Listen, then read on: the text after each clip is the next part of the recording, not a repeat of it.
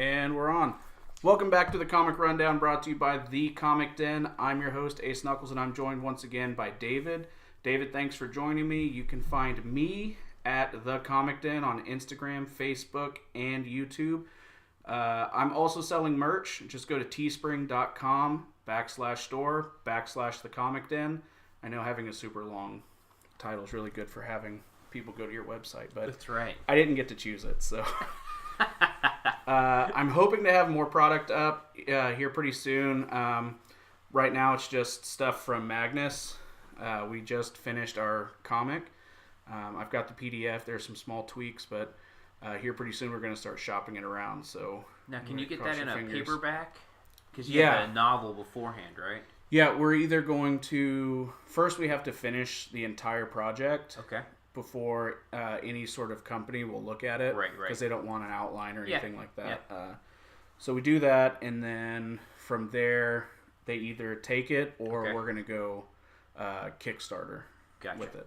And then that'll cover like the printing and everything. So if I wanted to read the Magnus, because you have the comic, but then you're alternating with... We've decided that narrative section? It's just going to go straight comic from here on out. Okay. Yeah. So you've got the book right here that tells like the first part of the story, and then the comic I think was just a lot more fun for him to make. Right. And there are some things that we need to work on, and I'm trying to convince him to stretch out the story. Right. This issue that we're coming out with could easily have been a 6-issue story arc. Okay. Just because, and whenever I read, I think in terms of comics. Yeah. And I think he's just, I want to throw all this in, and this would be awesome, and we need to do this. And so I'm trying to work on him and have him stretch this out. And he's like, yeah, I've got 6 issues, and he tells me each one. I'm like, no, that's like 36 issues worth of stuff. So. Now, like the comic we read, the Darth Vader, this is 6 in 1. Is that how it's... So it's an issue, which is really short generally, and then they combine a story arc. An issue is generally 20 pages long-ish. Okay. That's including any sort of commercials that they have. So they'll have like a Snickers commercial in there or something like that. An ad or something. So the trade takes all of those out and then puts 6 issues into one book. Okay. Because that's how they tell their stories. Every once in a while, you'll have a mini story or a mini series, which would be 3 issues. Okay. Or a maxi, which would be 12. Got it. And so you collect the individual issues. Yeah. So that's what I've got over there. Now that I'm doing this, I'm doing trades, and so I actually own the regular issues of these. Okay. But I also bought this because it's easier for me to give that to you. Exactly. Yeah. Also, some of these trades that I have are the single issues are worth a lot of money, or I have them autographed or whatever, and I don't want to give them to somebody. You can be a little rougher with these. I understand. You're a collector, so it's, you don't want to be giving things you're collecting away to people to read who might not value it the same as you. Yeah, well, it's also, you don't have to put this back in a sleeve. You don't have to keep track of them. Right. It's not 6 individual pieces. Right. It's 1. Yeah, exactly. So it just makes life a little bit easier. So, for those of you who are just joining for the first time, let me explain what we do here. I find somebody who's willing to read some comics, take some notes, and discuss the deep philosophical issues of them. And a lot of poo jokes. Folks, I'm in no way a comic historian or a Star Wars expert. I'm just a guy tricking another guy into coming down here. And you're tricking me? I thought I've come and volunteered. You think you volunteered. Are you using the Force, your Jedi mind tricks on me? Yes. Now, you'll also see I have a sheet of paper. As I explained in my last episode that I did, I take copious amounts of notes. Some of them I use, some of them we gloss over, depending on how the conversation goes. But I will be reading from my notes, so it's not me being unprofessional. I also have notes on a memo on my phone, so I will be looking down frequently. Yeah, I've kind of just decided not to worry about it. Right. Like I said, the light over here is terrible, so you can't, and I'm wearing a hat, so... Until I get multi-camera and I can have somebody back here being a producer. And right. Make it big. Yeah, I'm not going to care. Can't recruit your wife in. Yeah. Teach her how to run the soundboard and everything. So, David, this is your second visit to the Comic Den. That's right. How was your first? First was great. I enjoyed it so much that we're doing it again. Well, are you tricking me again? Yeah, same thing. So, is this your first podcast that you've ever done?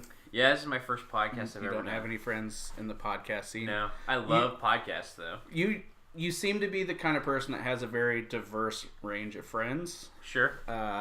Different people from different walks of life. Yeah. You've been all over the world. Yeah. I can't believe this is your first podcast. Yeah, this is definitely my first podcast. Do you even know anybody that's in like the podcast scene? No. So you're adding to my diversity knuckles.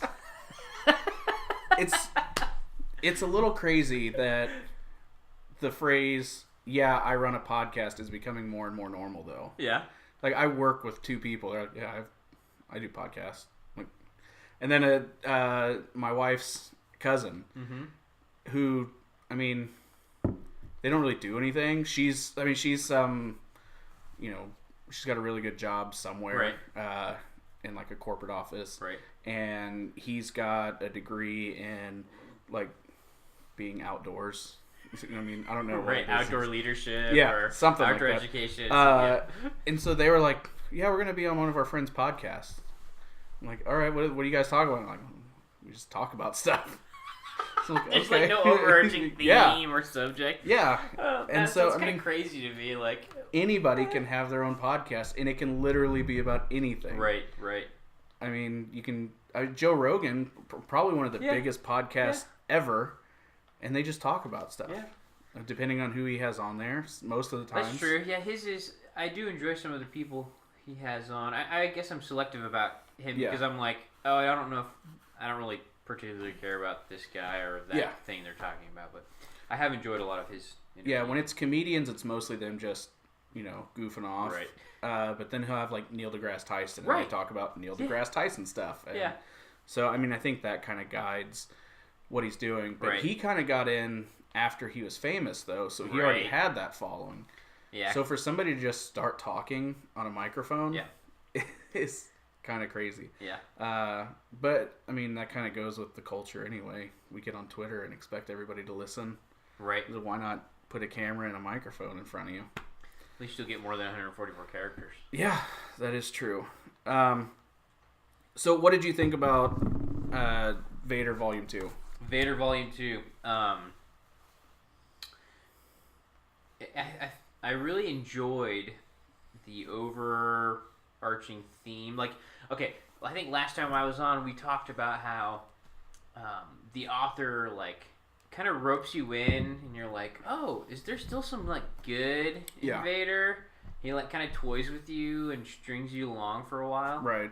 I definitely felt that with this story arc a lot more. Yeah, they definitely hit you in the face with it a little more. I just did an episode with my friend Jacob, and we did Vader Down. This is this is while Star Wars is happening. Okay, so this is like a prequel to that. Yeah, this is right after Episode 3. Right. This is right after Episode 4. Okay. It's in between 4 and 5. Got it. So the Death Star blows up, and then these pick up. So in terms of like chronology in just like the Star Wars universe, how many years is between, let's say, Episodes 3, right, Revenge of the Sith, and Episode 4, A New Hope? I mean, we'd have to assume that Luke's 19, 20. Right. I mean, young guy. Right. So that many years. Yeah, I'd say about 20, 21 maybe at the most. And then between, like, the next, it would be 4 and 5, Episodes 4 and 5? Yeah, see, I don't know. That's where it gets kind of fuzzy. Okay. Because the only real way you have to gauge any amount of time is between Episode 4 and Episode 6. Okay. And how far they've come along with the Death Star, number 2. Right. Because it's about, what, half built?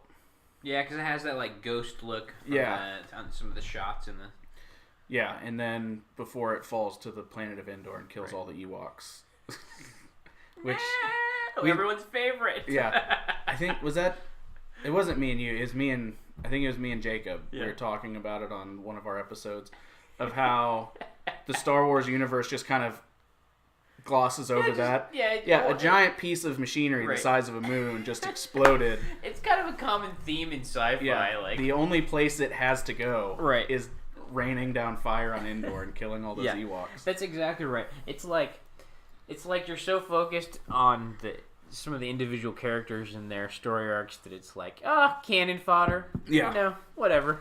Yeah. We just wiped that. Our main characters are over here. Aliens. We don't care about anything over here. Mm-hmm. I mean, what is it? It only took a meteor a couple of miles long to wipe out the dinosaurs. Right. So a giant Death Star, broken up into massive pieces. Right. Yeah, they're definitely still alive. Goodbye, planet. They did come out with a spinoff. The only problem is, did the spinoff come out before Episode 6 or after? I mean, I remember watching that, and I loved that old Ewoks movie. Uh-huh. I remember watching it, and I didn't even realize it was a tie-in. Right. I mean, I don't think I've seen the actual. You're not talking about Episode 6. You're talking about a separate. Yeah, there was an Ewoks movie. Okay. Was it in cartoon? Nope. No. Okay. It was in. I guess I never saw it then. I mean, I can only assume that they had little people in costumes because it didn't seem like puppets. Right. So I don't know, but they fought a big spider. Okay. There was no dialogue because they were still just Ewoks. Right. I mean, they don't speak English. So it was a modern silent film. Yeah.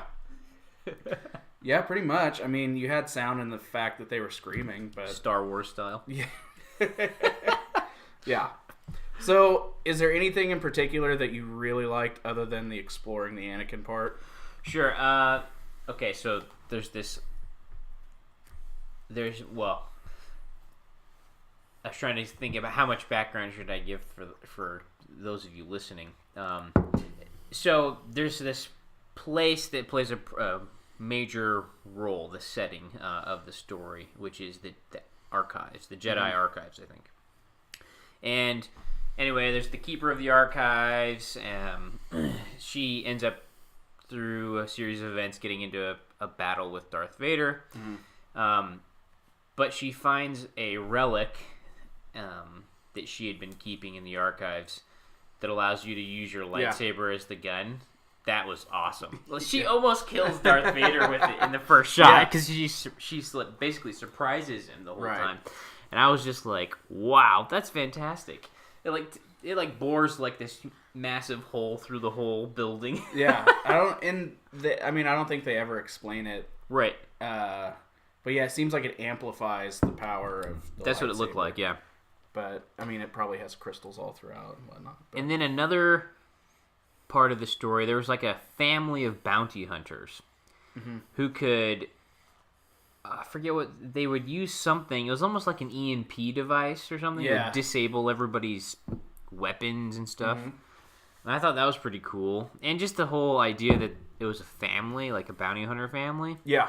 Like, that was pretty intriguing because I was thinking, the way they present the bounty hunter, like, group or, I don't know. Yeah, they're all like monsters. Yeah, they're like really crazy people. And so I was like, of course, the only people you could really trust would be your family.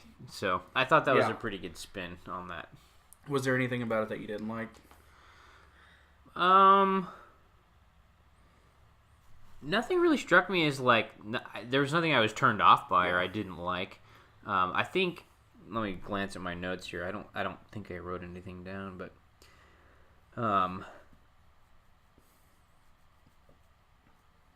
no, there wasn't really anything. I was probably taken in by all the great fight scenes, and I love the Star Wars story anyways. Right. There's a couple spots for me that either he had to wrap the story up quick, right, or things that I thought should have been explained a little bit better. But I mean, other than that, it's some really solid storytelling. And like I said, I'm going to refer back to the other episode that I did. Right. These stories, whether you're reading Charles Soule's or you're reading Kieran Gillen's, they really enhance everything else. Right. Because both of these authors could have just said, you know what, We're going to do our own thing. This is going to be the best thing that ever came out of Star Wars. And it kind of is, but instead of leaving everything else in the dirt and saying, screw you guys, we're making it awesome, through this, everything else Star Wars is now better. I can go through and I can watch A New Hope and have a new appreciation for it. Right. I'm also watching Rebels right now. Okay. And, the Grand Inquisitor's in there. And now I have a higher appreciation for that. Right. And I see where that's going. And so this happens before Rebels takes place. Okay. But I can see all of these pieces moving, and it just brings up the level of everything else. Right, so it's tying the overarching story more closely together. Well, more cohesive. And I had said this to Jacob as well, that there are a couple scenes in the original 3 movies that I just thought were stupid. Right. Most notably, the one that's so famous of where Vader tells Luke that he's his dad. Right. Cuts his hand off. So there's that scene where he goes, I didn't kill your father, I am your father. Right. And Luke goes, no! And it's like, it seems like a way overblown reaction. He's like, his face is really funny. Yeah. Where the natural reaction would be like, no, you're not. Right. You're lying. Right. Well, you might scream that, but the way he breaks down, I'm just like, emotionally vulnerable, a little bit too much. But whenever you think about reading through Vader Down, whenever you think about all of this other stuff, like Luke's been lied to his whole life, he's been manipulated his whole life. All of these things. He just lost his mentor who's been telling him the truth. Obi-Wan has only been telling him half-truths at best. That's true. He lied to him about who his dad was. Right. And that brings into other questions of should you tell your kids things or should you keep things hidden? Right. But I could see all of that building up, and then in one instant you realize everything you've ever done is a lie. And then now his reaction sounds a little bit better. Right. So just more the perspective. Small things like that seem to make more sense now that I've read these.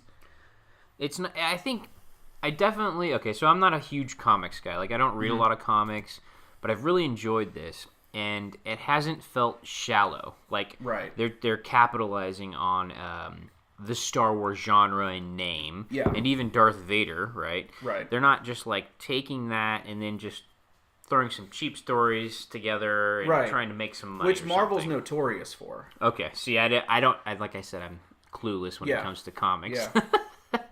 But I've enjoyed this comic, and I think there's. I mean, a part of it is I know Star Wars, so I'm familiar with that. But I also I enjoy. Yeah. I enjoy sci-fi as well, so I think there's some positives that I'm coming into this with. And like I said, Marvel's notorious for. Okay, so Infinity War came out, Endgame's on its way. Right. So what does Marvel do? They want to create another Infinity War story. Which is fine, and you could do that, but then they got about halfway through, and it was really good at first, and I didn't read any of them because I have a real kind of sketchiness about reading some of these events, especially when they come out right around movies, because I've been burned before. Right. So they came out with it, and I watched somebody who goes through and kind of explains them, and he was doing it issue by issue. Okay. And then from about 3 on, it's I don't know how to finish it. So Loki gets all of the Infinity Stones, and then he goes up into this place, and he looks into this mirror, and then all of a sudden he sees something, but we don't know what he sees, and he just goes, okay, I'm going home, and he just leaves. And he leaves the Infinity Stones there? No, he just takes them with him, and then the mirror was supposed to show him something. Right. And then whatever he saw in the mirror just made him say, no, I'm done. I'm done. Which could be setting up for something later, but it just didn't seem like the proper place. Right. And then it got real weird because Gamora had the stones, and then she folded reality in on itself so that it could fit inside of Soul World, which made it meshed together like Captain America and Doctor Strange. Oh, when she folded reality. Yeah. And it seems like a really cool idea, but from what I've heard, the stories aren't that exciting. Right. Potential, but not played out well. Yeah, and so what happened at the end of it, instead of everything from here on out is different moving forward, which is what an event is supposed to do. Right. An event happens, and everything moving forward will be different. Right. We've got it changes the course. Quo. Right. Right. That's the point. Right. Instead, what they did was Adam Warlock came along, undid everything, and now it just goes back to what it was before the event happened. So you're like, well, where did we actually get? Yeah. Well, so this was just a money grab. Right. You wanted people to buy things that said Infinity War, and, they just capitalized on it. So it would have been really easy for them to do that with Star Wars. Exactly. And the fact that they're still making them, I think, kind of lends itself to we're going to focus on good story rather than anything else. Yeah. So if you could explore any aspect of the Star Wars universe, what would it be? I've always been kind of fascinated with the the time period before any of the movies. And I know bits and pieces, and maybe that's what's intriguing about it is I just haven't read much. But I understand that there were a lot more Sith, and we kind of talked about this last time to some degree. But there were also more Jedi as well, I think. If I'm right. You also have more of the Grey Order. Okay, yeah, we'd mentioned that as well. Yeah, and there are comics. Again, I haven't read super deep into the history. I've heard people review stuff. Right. I know there's a lot of other stuff. The problem is everything before Disney took over, unless otherwise specified, is not canon. Right. So, it's a smart move for Disney because now they can go in and say, we want to keep this, we don't want to keep that, we want to keep... And they just have to rewrite it into a story. Yeah. But yeah, I don't know that there's a whole lot of exploration into the comics side of it. Right. You have a ton of stuff in books that go all the way from the beginning to the end of everything. I think one of the best ones is it Admiral Hoth? It's like a story arc where there's these lizards... and they can nullify the Force or something. I haven't read I had a discussion with my friend, and he's like, "Oh, this is the best written Star Wars book, series." I was like, "Oh, that does sound pretty interesting." Well, that was another discussion I've had with my friend Jacob. Is that now that they've got comics with good writers, not to say that the original Star Wars comics didn't, but now that they've got a solid writing team on this, it would be cool to explore some of those other things, because a book, I think, is not the proper medium for Star Wars. I know people love them, and I know if some people heard me say that, they would freak out. But think about how you would explain some of the creatures in Star Wars. How would you properly show? Yeah. Or how would you properly describe the cantina scene in Star Wars? I mean, I think any type of battle scene, whether that's Jedi, lightsabers, a gun battle or blaster battle,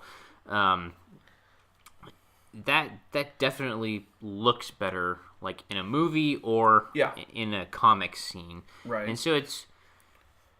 Yeah, I think that the universe lends itself better to some type of pictorial medium. Right. And I've tried to read Star Wars books before, and for one, I couldn't get a good visual. When I read, I imagine what it looks like as a movie in my head, and it could have just been that book, that particular author, because there are a million authors who wrote in Star Wars. Yeah. Which is another problem, is you've got a canon that you're trying to go with, but you have 700 writers who at any point can just say, nope, this is going in there. Yeah, exactly. And everybody just throws things in. Yeah. Right. So I'm like you. I want somebody to go back and say, in the beginning, right. this is what happened. Right. Because I think we talked about it before, even the last time, whenever they explained when the Jedi and Sith started developing, some giant pyramids that were already there right. took off and started picking people up. So that means there was something before that even. Right. So I want to know who built the pyramids. Yeah. And then work your way out. Right. Then you have, however many millions of years to work. So it's not like you'll run out of materials to write. But yeah, I think like I said, the genesis of the Force, the genesis of the light side versus dark side, how you become a Sith versus how you become a Jedi. Because just because you're a Force user who's an asshole doesn't make you a Sith. Right. It just makes you a guy. Right. Yeah, that would be an interesting thing to explore, like, because we've been presented with a certain, I don't know, qualification set of what the Jedi Order is. Yeah. And, it's these, like, stoic, emotionless people. At least that's how it's presented and how I'm interpreting it, that. And I'm like, you're, like, neutering people, essentially, I think we've discussed this, too. You're, like, less than human to some degree. I suppose less than... Whatever creature you are. Less than the life form. And so I'm like, that would be really interesting to see. I guess they tried that with Anakin a little bit. Yeah. And see, that's the thing, too, is if you hadn't have tried to force him to one side or the other and just let Anakin be Anakin, chances are he wouldn't have done all the things that he did and wouldn't have turned into Vader. Right. But instead, you're like, no, here's the box that says Jedi. Right. Go there. Right. Which, I don't know what... I mean, I was young when those movies came out. So I'm not quite sure what the political climate was at that time. But it's a really good representation of the political climate now. Uh-huh. You will choose a side. Right. You will follow that side. That side can do no wrong. You're not allowed to question that side. And then everybody that's in the middle is trying to be dragged one way or the other. You're like, wait, can't we just be in the middle? Isn't that okay to value things from either side? Right. It's not. And if you believe that, you'll get hit in the head with a bike lock. Well, I'll keep dodging then, because as long as I can. Yeah. So I feel like we haven't heard any news on the Star Wars universe in a while. Yeah. What do you think's going on there? Man, excuse me. That's a toughie. I don't know. I was expecting them to roll something out this year, towards the end of the year, because that's been their pattern. I don't know. This is going to be a pretty big gap in between. Yeah, basically Solo was last May, right? Right, but even still, the main storyline. What was the gap between episode 7 and 8? Was it 2 years? Yeah, but they had the Rogue One. Rogue One. Thank you. I was going to say Rebels, but yeah, Rogue One came out. Okay. So maybe they even still, they were pumping it up. They were like trying to hype it up. Yeah, it's true. It's true. Right? So you'd think they would come out with another story, I don't know, this fall, this spring or something. I don't, and it's one of those things, I mean, Disney's sinking a lot of money into Avengers. I mean, billions of dollars into Avengers. It seems like they're recovering it, though. Yeah, but I mean, if I'm making that big of an investment, I can't really make the then same invest that money over in Star Wars. Yeah. So, I mean, it's either doing that, or they're tinkering, which really scares me. So, like, you mean by tinkering, they had a set of ideas, and then they're like, well, we troubleshoot out those. Oh, people didn't like this. So let's go back and fix these and go that direction. Yeah. Yeah, that could be... I think what would be concerning to me is if they're tinkering with the main storyline, which it wouldn't surprise me if they are. All of a sudden, Rey's parents are important. Right, yeah, because everyone keeps crying out that, no, it's a travesty, she has to be important. I'm like, you guys. And it's people that aren't, like, Star Wars. Right, well, I wouldn't consider myself a Star Wars guy, but I like it. But you follow it enough to appreciate it. Yeah. You're not watching it because it's the big movie coming out. Yes, You're watching it because you've seen them, you like the universe, you follow it. Yeah. Whereas, I mean, and you see it a lot with the Marvel movies too. Yeah. Oh, this looks like an awesome action movie. Let's watch it. Yeah. Which is cool because it is getting more people involved. Right. But I think there's a difference between pandering and, making people happy. I'm sure that's a fine line, is like a studio where you want to create. Well, I guess you've already kind of walled yourself in, right? Like, you're like, well, we're creating a hero action movie, based on a set of comics, but then you have to try and please. Now, see the movie crowd as well. The good thing with the Marvel Cinematic Universe is it's building off of the multiverse theory. Okay. So, at any point in time, they could, somebody gets the Reality Stone, they open up a portal, and all of a sudden they're pulling comic book characters into our world. So, what they're saying is the reason this is different than the original Infinity War comic, the comic run, is because this isn't based off of the comics. This is another dimension where things are similar but different. Oh, okay. See, I didn't realize that was the which is why they call it. That's why they call it the Marvel Cinematic Universe. Okay. So you have Universe 616, Universe 311, Universe 2, Universe, an infinite amount. This is their way to pacify the really hardcore comic book fans that show up and like, that's not what happened in the book. Right. Oh well, you can stop arguing. You can stop arguing now because it's a different universe. Right. The sad thing is, all of a sudden, that same guy is like, all right. Like, why does it matter? It's suddenly okay. Why do you have to explain it like that? Why can't it just be a movie? Right. But you have those same fans who are mad at Star Wars, and Star Wars does not have the benefit of having a multiverse theory. They found a wormhole in hyperspace, or hyperdrive or whatever. Yeah. So it's weird how fandom gets insane, right? But it does, and I mean those are the people who, long after the blockbuster Star Wars, they're still going to be buying the merch and they're still going to be doing all. So, I mean, I get that you pander to some, but make sure you don't pander to the wrong ones, right? Make sure that you're not pandering to the ones who just bought a ticket because they wanted a ticket. Yeah. Because it was rainy that day and they needed something to do. So, did you ever? I may have asked you this. Mm-hmm. Did you ever watch any of the animated series? I've seen maybe an episode or two randomly of Clone Wars. Maybe one episode of Rebels. They looked pretty interesting. My take on it was it's. Obviously, the target audience was younger, teens or younger kids. But from what I understand, they did a good job of trying to tie a lot of things into the universe. So if you wanted some nuggets, some narrative nuggets, right, then watch those and you learn some interesting things. Yeah, like I said, they complement. I would say they complement the comics much more than the movies. Right. Because I think they're so far removed. Okay. So the comics kind of act like an in-between from the animated series to the... Well, we talked about, I think, this last time as well with the Darth Maul thing. Because is he in Clone Wars or Rebels? Darth Maul's in? He's in Clone Wars. Okay. And then he's also in Solo. Right.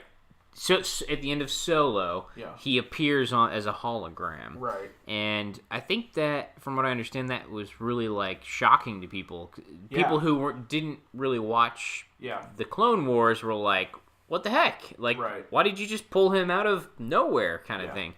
And it's well, it wasn't out of nowhere, but for the majority of the audience, it probably was. When I had a conversation with some people, and they were like, "Yeah, why did they make that such a big?" They built up all this momentum, and then it was just Maul. It was just Darth Maul. Right. I'm like, yeah, but it was Darth Maul. But it's Darth. I know exactly. And they're like, yeah, but we knew that's what he was doing. We knew he ran a crime syndicate. Right. We knew he was doing. Like, yeah, but 90% of the people who just went to see Solo had no idea. So exactly. Oh my god, and their heads exploded. Right. So yeah, and that's one of the downfalls of putting too much canon into a smaller audience thing. Yeah. I mean, in my mind, I don't even know how you would have alleviated that, because you don't want to give it away to all those, because the people who loved Maul from episode 1 saw him and they loved it. So that's what I was just about to say is, I read that there's kind of the speculation of they're trying to drop a breadcrumb trail to some degree to see if they could land, testing out the reception of the main audience, let's say, to Darth Maul, and test out could we run another one of these? I was going to call it a solo film, but following an individual within the universe of the movies, and kind of give him his own movie. And I was like, it would be kind of an interesting... I like Darth Maul. He's just a cool character. Yeah, they covered him pretty extensively in the comics. Okay. Or not the comics. In Clone Wars? In Clone Wars. Okay. So, from whenever he first joined up... Okay. To whenever he got cut in half... Yep. To whenever they put him back together. So it would be hard to... You could go from the end of Clone Wars, because it's not like he's an ongoing thing. I don't think. Doesn't he? Spoiler alert, everyone. Mute if you don't want to hear this. Yeah. Doesn't he kill, or doesn't Obi-Wan kill him at the end of Clone Wars? I don't know. I haven't seen all of them. He may have. Well, spoiler alert for you, Ace. No, that's fine. I think he's in a battle with Obi-Wan and he kills him. It might be. In fact, I think I may have heard that. But there's also a lot of dead space in between, and that's all you have to do. Sure. Is because that's one thing they never do is give you a timeline. It's never 3 years later. Right. They never specify when things are happening. Yeah. Time's real fuzzy. Yeah. And there's a lot of stuff going on. So okay, here's a random thought. Is there precedence for teleporting with the Force in the Star Wars universe? I don't think so. There's no teleporting-esque type. The closest thing they have would be whenever Obi-Wan disappeared and went into the Force. Oh yes, in New Hope. Ghost. Right. I don't think there's anybody that's ever teleported. Because that would require you to disassemble your own matter and then reassemble somewhere else. Yeah. Theoretically, if you're strong enough in the Force, you would just be absorbed into the Force and then reassemble yourself. That would be kind of it. I was just thinking about there's an idea, Disney. Yeah, that's right. You heard it here. Because they're watching. So, as you guys can now see, we do have video. I'm still getting used to it, so please kind of bear with us as we go through. Should we do a hashtag here? Hashtag Disney idea or Star Wars Disney idea. For sure. I'll make sure to put that in the description. In the tags. Yeah, I'll do that. So let's get in. Yeah. Issue number 1 of Darth Vader, Volume 2. I'm also going to be looking through... I don't know if you can see this. Here's that gun she's toting right there. It's like an old musket. Yeah, it really looks like from another era for sure. Yeah. That's something else I love about these is the cover art that they have. Yeah, so I like you'll that see too. the cover. This is the cover of whatever issue that was. But the art in general is this where he awesome. Cuts the hand off? Is that right? Yeah. So it ended. The last one ended with him finding out there were these Inquisitors, right, who were former Jedi that are now working for Palpatine. Yeah. And Vader didn't take that too well, but he's been training them. Yeah. And he cut this guy's arm off. Yeah. And so, yeah, that was actually a really, what do you call it? It was really forceful right at the beginning. Yeah. Because I was immediately like, wow, they're making this really interesting point. Because the reason he does it is so that he says, so you remember. Yeah. And so I'm I made a note. I was like, wow. So he's saying when you lose something, you get it's painful. You're suffering. Right. makes you remember it. And I'm like, well, he's obviously his own experience here, but I was like, it's one of those things where when you're suffering really bad, a normal human reaction is to want to make other people suffer. Yeah. Or to have someone bear it with you, maybe not necessarily make you, the other guy, suffer, but like... Misery loves company. Right, exactly. Yeah. Yeah, and also, like, I mean, think about how we raise our children now. I mean, or maybe not now, but a generation ago. Yeah. Kid acts up, what do? You swat him. Right. Because pain is an excellent teacher. Right. You touch a hot stove, guess what? You're not touching that stove again. Not going to do that again. Yep. Because pain is an excellent teacher. And so he's taking it to an extreme. Mm-hmm. But... So do you think he wants the Inquisitors to be successful, or do you think... Yeah, that's an interesting question, because at this point in the story arc, he's kind of like... it seems like he's testing them. Yeah. Like, see how... Like, where are their loyalties? Because I don't know how far into the story. I don't remember how far. I think it's pretty early on, first third of this story. He tells Palpatine, like... Or was that the previous volume? He's basically tells Palpatine, like, I'm the man, and you need to let everyone know that, and then they proceed to, like, randomly pick some people and kill them. Yeah, I think that's... Is that in this one? Okay, I was mixing them up. So, Sith tradition states that you have one master and one apprentice. Right. Is it breaking tradition for Palpatine to take on and train these other 4 Jedi? You know, that's a question that came up in my mind. I'm like, well, how isn't this violating this rule? I don't know if they've ever called it a rule, but they definitely communicate it like, this is how it is, right, and it doesn't differ.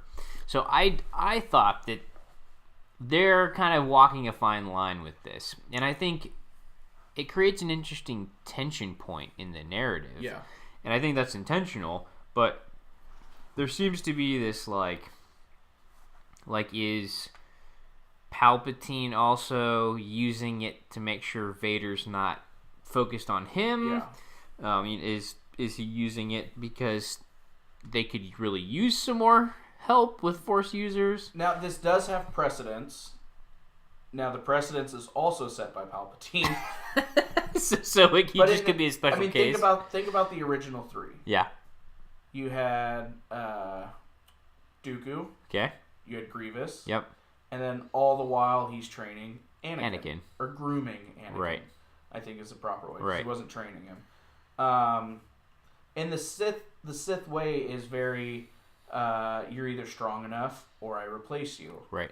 So... Yeah, I guess you always need to be farming replacements then, right? Dooku might have been the apprentice. Right. But there are other people in, like you said, the farm system. Yeah. That are just waiting. Also, jumping forward in time, in the Kieran Gillen runs, is that Darth Vader down? Yeah, I mean that's part of it. Okay. But in Darth Vader Volume 2, they introduce a bunch of other people. Okay. That might replace Vader. Oh, interesting. But the only problem is they're not Force users. They've got a lot of tech that can simulate Force style. Well, that's interesting. So, I mean, it's with like there's a set of twins who have been trained since birth. Right. You know, one of those sort of things. Yeah. And so they're excellent fighters. They're fantastic with a lightsaber. There's another person that has tech mods. Okay. So that they've got all kinds of. I mean, it's one of those situations where, okay, we've done it this way for so long, and now we're going to introduce technology to it to make it better. Right. And then Vader subsequently kills them all. Right. It systematically eliminates everyone.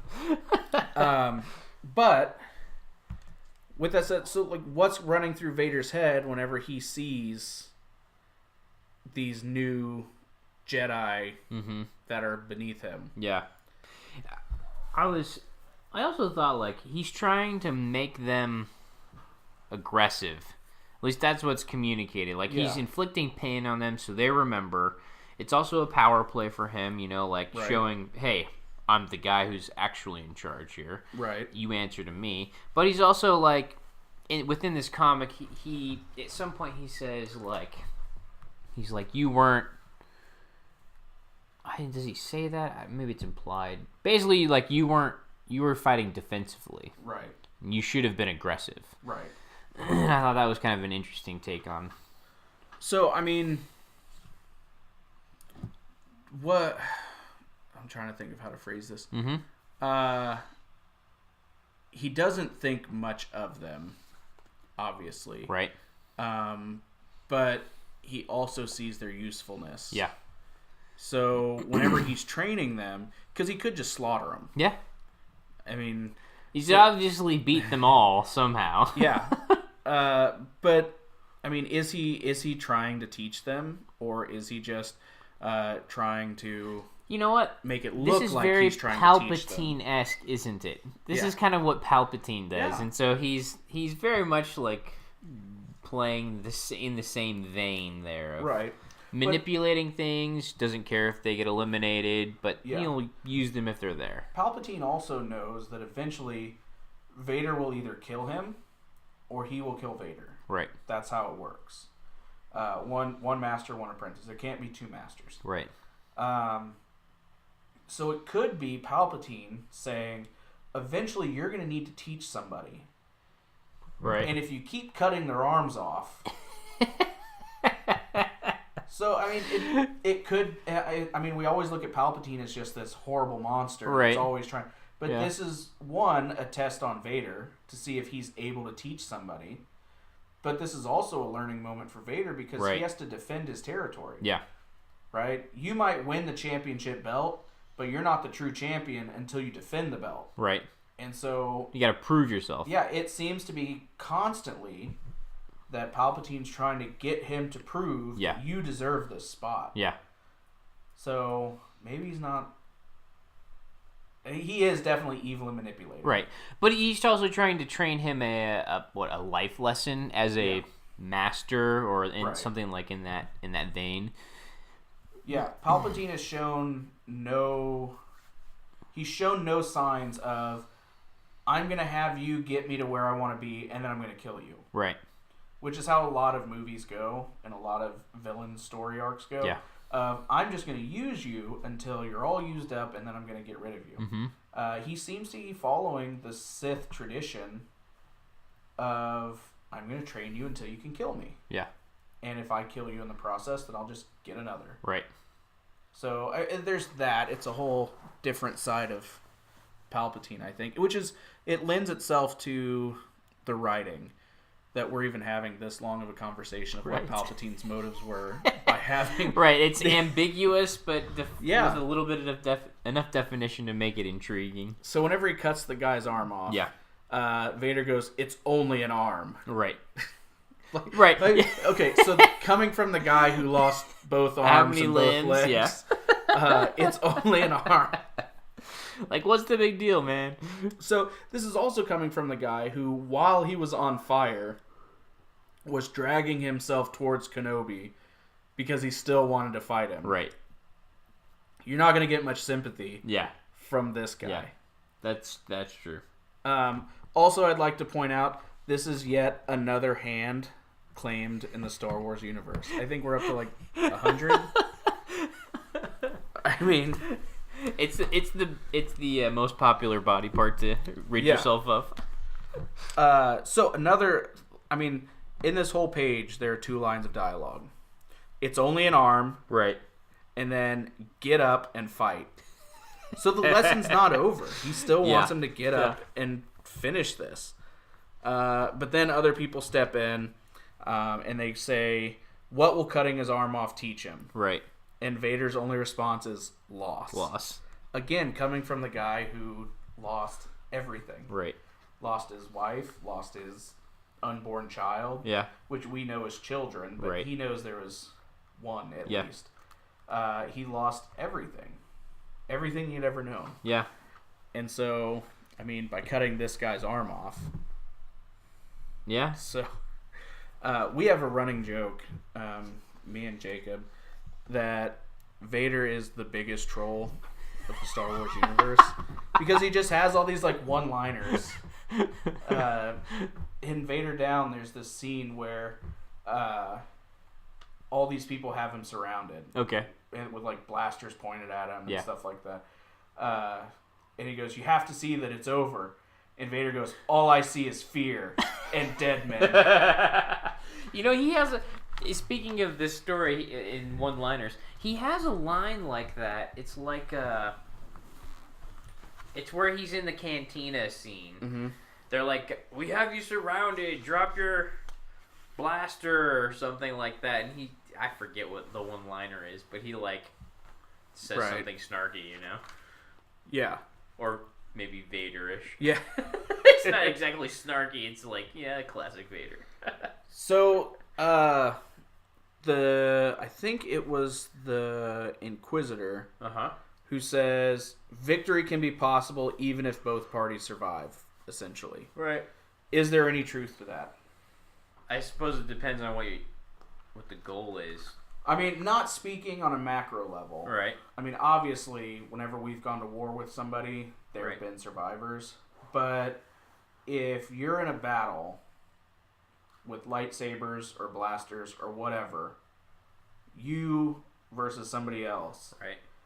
Is it a victory if the guy across from you is still alive? I mean, I guess I would say it's complicated. Like, if you think he's bent on killing you, like that's his main mission in life, then obviously you shouldn't let him live because that's not a win. Right. He's gonna come back after you. But if you're fighting over something or because of something, and then you both come to this, I don't know, standoff or whatever, and you agree to both walk away. Okay, so that seems like it could be a win with Vader. Victory.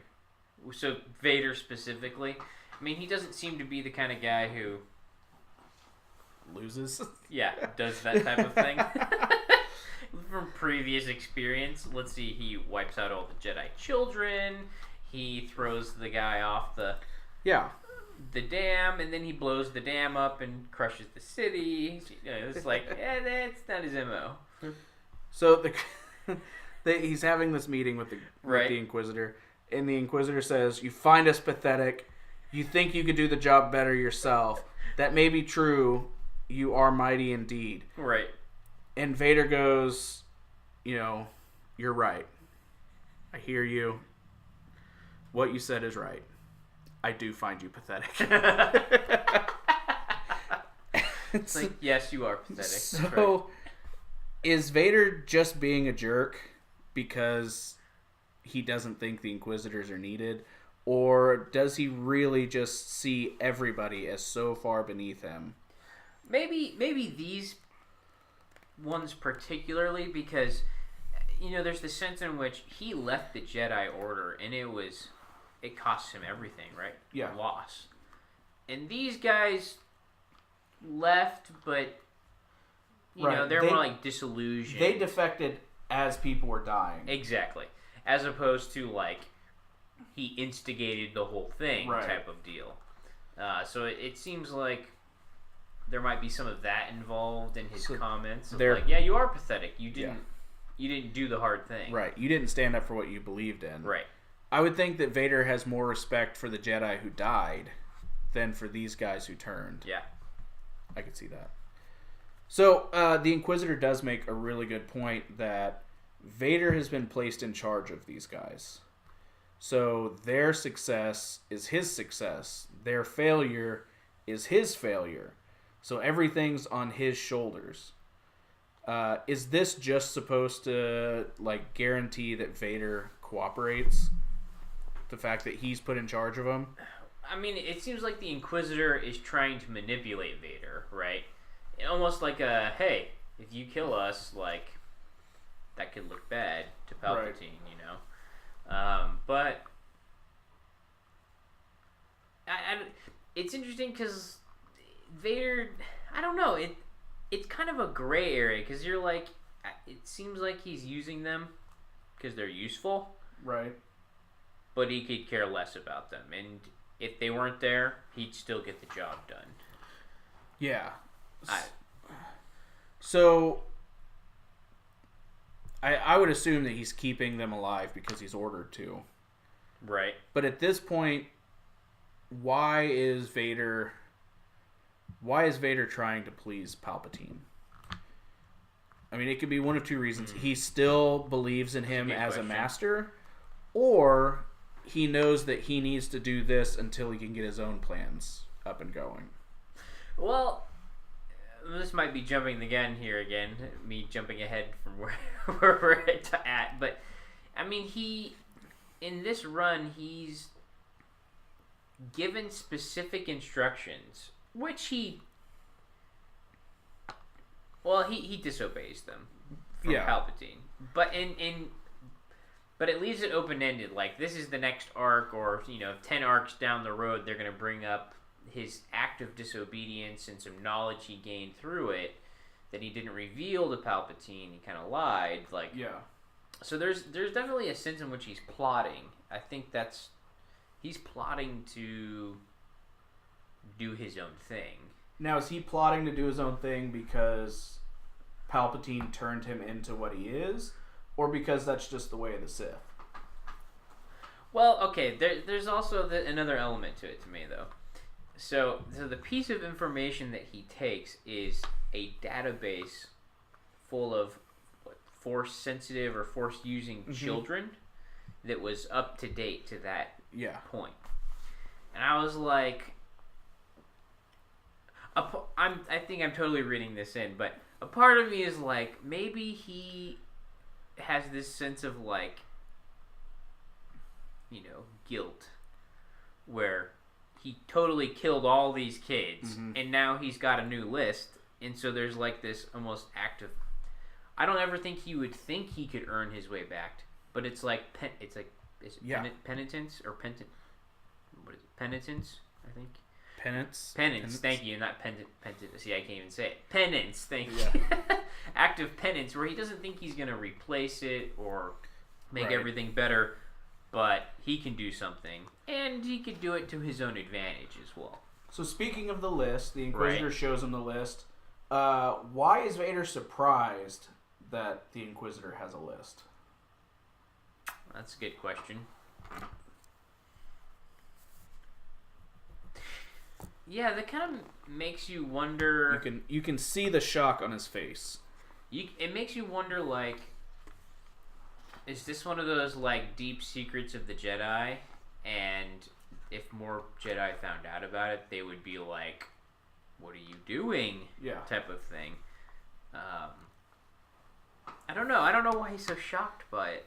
Maybe he thinks, "Oh, this is an interesting angle. I'm just now thinking about it."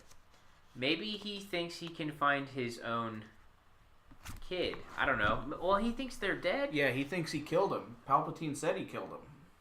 Oh, that's interesting. Okay. Palpatine said you killed your wife and your unborn child. Okay, so maybe that is not an option then. To me, it seems okay. So Vader didn't know that this list existed. Right. He knew that there were Jedi out there that survived. But he didn't know there was an archived list. Right. I think it shocks him that the Inquisitor knew something that he didn't. Like it's leverage. He could have used it as leverage against Vader, type of thing. Well, that, but also, okay, so imagine that you're in with the boss. Okay, so wait, hold on. Did the Inquisitor get it from Palpatine? I would assume. Where did the Inquisitor get the list? I don't think because it's not the full list, is it? It's like a list. It's name some. It's names? Not a full list. Okay. But it is a list. Okay. And yeah, he goes, the Emperor has already given me such a list. So the Emperor gave the Inquisitor the list, not Vader. Right. So in my mind, imagine you're at a job. Right. And you've gotten in good with the boss. Right. And all of a sudden, the boss starts giving information to people below you. Yeah. Instead of giving it to you. Right. I think he's kind of worried that, so I'm being replaced. Do you think this is why he maybe keeps the list for himself later on as well? Could be. I think this is one of the first moments of I need to have my own backup plan. And I need to start formulating my own plans. Right. And Palpatine knows what he's doing. He purposefully gave the list to the Inquisitor rather than Vader. Yeah. It definitely seems like one of the main angles Palpatine has is, the strongest will survive. And I'll even manipulate the game to try and prove who the strongest is or see who comes out on top. Yeah. So Vader tells the Inquisitor, do not question. It's not your place to question the Emperor. But Vader questions the Emperor all the time. Right. So why does Vader put on this big show for everybody? I mean, I think it's more of a reflection on Vader than it is the Emperor, right? Because he puts up this... They have a clear demonstration in this issue where he tells all the high-ups in the Imperial, Navy command structure, right? They pull them all in, and he's like, this is Vader. When he speaks, I speak. What he says to do is what I say to do. So I think it's kind of more Vader using his own, using the Emperor as his own, seal of approval for his own power. That's kind of my take on that angle. Yeah, it's just this whole relationship is so complicated. Right. Because on one hand, I'm trying to bring you in closer, and on the other hand, I'm trying to beat you down so that you don't forget your place in the world. Right. So Vader to the Inquisitor or the Emperor to Vader? Both. Right. I mean, you do what you've been taught, I guess. But it really is filling out this idea of the Sith, though, isn't it? Because it's almost like I guess I get this picture of the snake eating its own tail. What was that? Is it Viking mythology or something? You know what I'm talking about, though. Yeah, I can't think of what. It's always consuming itself, right? At its own cost, right? And that's kind of how this is playing itself out. Well, and also, I mean, we get a little bit of history of the Sith from Palpatine and some of the movies. But most of what we learn from the Sith are from the Jedi. Right. And we've already learned that you can't always trust what the Jedi teach you. Right. It's very... what was that book that was talking about burning books and stuff like that? Was that... Fahrenheit 451? Yeah. So, I mean, it's very much like that. Right. We're going to hide all the things that we deem dangerous. Right. That you're not strong enough to handle. And we get into that a little bit more further into it. Yeah. But, and we're only given very, very little, and that history that we are given makes them look like evil, evil creatures that, Yeah. So, you gotta wonder how much of that is true. Yeah, it always... I think the more I think about the Jedi and the Sith, the more I realize, the Jedi aren't... originally in the movies, the Jedi were, the good guys and the Sith are the bad guys. Now, most of the means that the Sith used to gain power, we would all consider, that's not a good thing to do. But I don't know if the Jedi are as good as they're being portrayed originally to be. So it's sin by omission or commission. Right. Right? The Sith, they do the sin. Right. They do what they need Jedi to do, yeah. Don't do things which causes them to sin. Right. So we're not going to get involved in that because it doesn't meet our priorities. Right. Or we're going to ignore this because it doesn't meet our code of ethics. Right. Or, they let people suffer. Yeah. Rather than do something that goes against what they believe. Now, are they doing that because they think that the Sith will cause more suffering? I don't know. In my mind, So it's like if you watch Discovery Channel. Uh-huh. Okay? If you watch Discovery Channel and you're watching gangland violence. Okay. And you see these people shooting each other in Chicago. Right. And you're like, these are evil people. Right. You know, these drug lords are evil, evil people. They're taking out other drug dealers. They're taking out innocent people. Okay, but then on that same channel, you see, you know, a pack of lions go through and just take out the baby gazelles. Right. Right? They kill the smallest, weakest ones. Yeah. That's not evil. It's nature. Right. So it almost seems like the Sith are just more aligned with nature and the nature of how, you know, creatures act. Right. Now, we see it as evil because we're higher thinking beings. Right. And we value life and... Have so a code of ethics. Right. Yeah. But all they're doing is killing so that they can further their own gains. Right. Which is what every animal in the universe does. Yeah. But whenever that animal can think like we do, it's evil. So it brings up... It's one of those things that you really have to think about of why does it make it evil just because we can think? I mean, obviously you shouldn't kill people. Right. Well, I mean... But we only say that because we're not living in caves bashing each other in the head with rocks to defend ourselves. Right.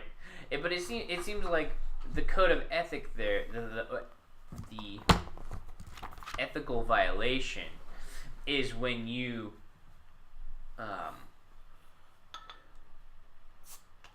you take the life of another being on the same level as you. So, whereas like if you or I go hunting for deer or something, most people in the world aren't going to think that that's unethical. In Africa, they have a problem. And it has to do with elephants and lions mostly. Okay. So, right now, and for the last few years, it's been seen as a terrible, terrible thing that people can go hunt lions and elephants and do this big trophy hunting. Right.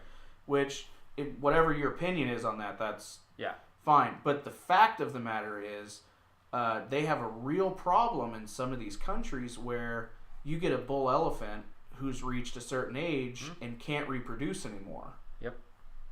I mean, everything's just dried out. Rhinos as well. Yeah, and so they're still making the testosterone to be an alpha male. They're just not producing the sperm to impregnate all these female elephants. Yeah.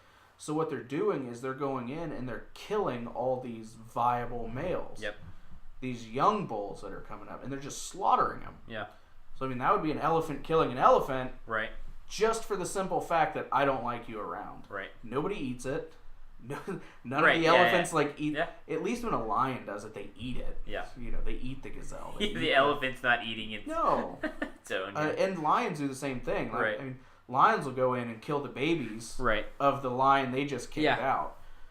And hippos do the same thing. Right. But at least hippos eat the babies. They don't just... I mean, if there's one silver lining... nutritional value involved. Yeah, it's not just killing him to kill him.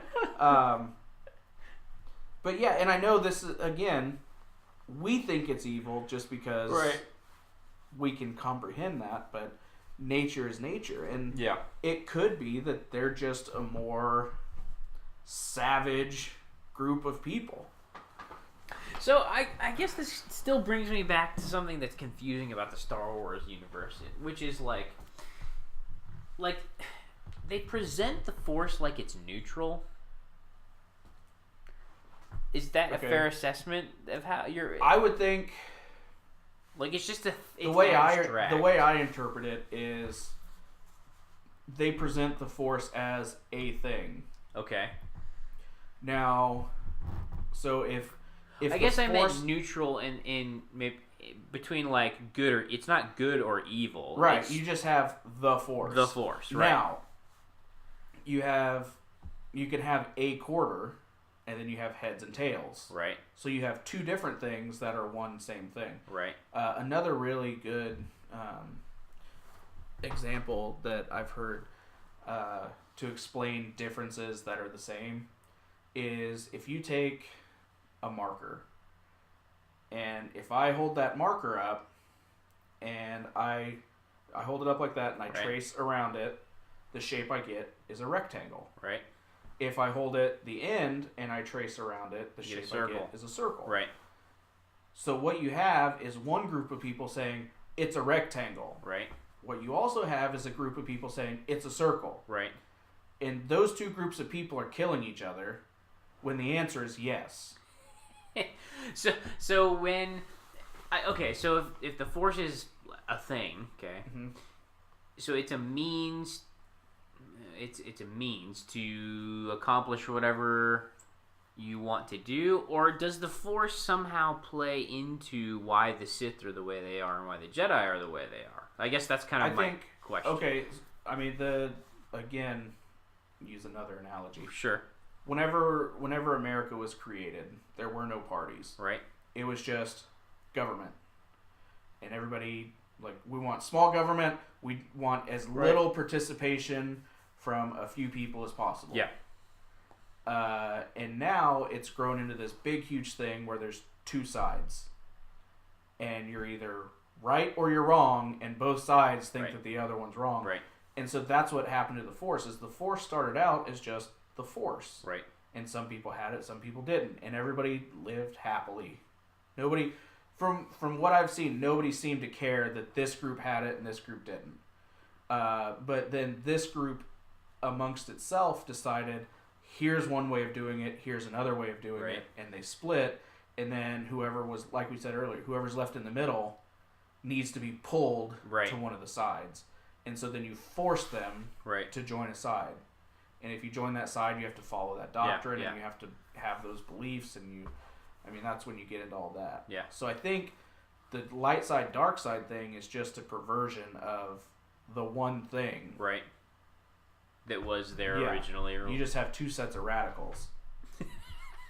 That's a scary thought, because they seem to have a lot of power in this that's universe. The thing. So if you were to give the most radical groups in America superpowers, that's what you have in Star Wars. Knuckles, I think we have a new comic series. All of a sudden, the uber rednecks and the hippie liberals all get superpowers. And it would be a funny comic. It would be. That'd be a good story. But yeah, essentially that's what it is. You have two sets of radical people that think that everybody should believe the way they do. Yeah. Yeah, and I think the Sith just follow their nature of, well, I'm more powerful than you, so I get to rule you. Right. So there's just kind of more of a power dynamic structure. But see, it doesn't seem like Palpatine is a bad ruler, though. Right. He only seems bad to the people who defy him. But we never see, like, people on Coruscant saying, oh, poor me, we live in such squalor. Right. Everybody else seems to be pretty happy except for the rebels. Yeah, that's a good point. We're never really given much information. Like, the rebels want to rebel because it's almost the idea of, like, it's like democracy versus, having one or a few people in charge. Yeah. And, of course, if you grow up with democracy, you think, well, having 1 or 2 or 10 people in charge is a horrible thing to do. Right. And everyone on the flip side is going, well, why would you want everyone to be able to have a say in everything? That's crazy. So there's almost like a dynamic, like a political, political commentary going on with the way that the rulers are portrayed in the Star Wars narrative, but they never tell you.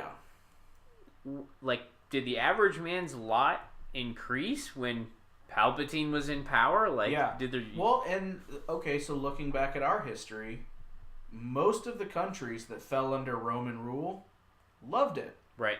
They still got to practice their religion. They still got to have their own set of rules. They still got to do whatever they wanted to. Their taxes went up a little bit. Right. And if they had a war, they would have to send people. Which, back in those days, didn't seem like such a bad deal. Right. Like, a lot of people enjoyed it. Now, there were some people who were like, no, we won't be ruled by anybody. Right. While they're being ruled by their king. So, essentially, one person was saying, no, we're not going to put up with this. Right. I mean, we want the guy we want, not the guy you want. Yeah. There's not really... I mean, and that could just be how it is now.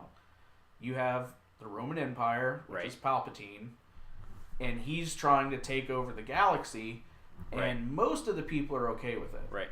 A few people aren't. And those people take over. Jacob likes to say that A New Hope is a direct reflection of 9/11.